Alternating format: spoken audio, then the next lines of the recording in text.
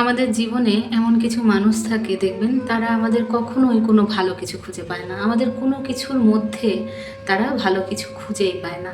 আমরা একটা সময় এই মানুষগুলোর কোনো কিছু ধরি না, ভাবি যে আমরা যাই করব এদের কাছে সেটাই খারাপ মনে হবে, এরা এমনই, আমরা মেনে নিই। তারা আমাদের শত খারাপ বললেও আমাদের একটা সময় কোনো কিছু গায়ে লাগে না। কিন্তু যে মানুষগুলোকে আমরা ভাবি তারা আমাদের ভালোবাসে, তারা আমাদের অনেক বোঝে, একটা সময় যখন ভুল ভেঙে যায়, যখন মনে হয় যে মানুষগুলোকে ভাবতাম তারা আমাদের ভালো জানে, ভালো বোঝে, কখনোই আমাদের নামে কোনো বদনাম করতে পারে না, যখন ভুলটা ভেঙে যায় যে এরা তাদের থেকেও 3 ডবল উপরে, এরা আসলে কখনো আমাদের ভালোই বাসেনি, এরা সব সময় পিছনে পিছনে আমাদের খারাপই বলে গেছে, এই মানুষগুলো সব সময় আমাদের ভালো কিছুকে ভালো বলেছে ঠিকই, কিন্তু মনে মনে সেটাকে নিয়ে হিংসা করেছে, তখন আমরা মেনে নিতে পারি না।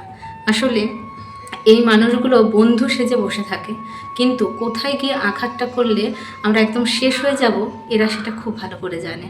আর ঠিক সময় তারা আঘাতটা করে, আর আমরাও কিছু মানুষ সেই মুহূর্ত সেই মুহূর্তে একদম ভেঙে চুরে শেষ হয়ে যাই, কারণ আমরা ওই মানুষগুলোর কথা নিতে পারি যারা আমাদের কখনো ভালোই বাসেনি, কিন্তু যারা ভালোবেসেছিল বলে আমরা ভাবি যখন ভুলটা ভেঙে যায় যে এরা তো আমাদের নাকি খুব বোঝে, কিন্তু এরাই তো আসলে আমাদের কখনো ভালো দেখতে পায়নি, ভালোই বাসে না, তখন আমাদের বেশি কষ্ট হয়।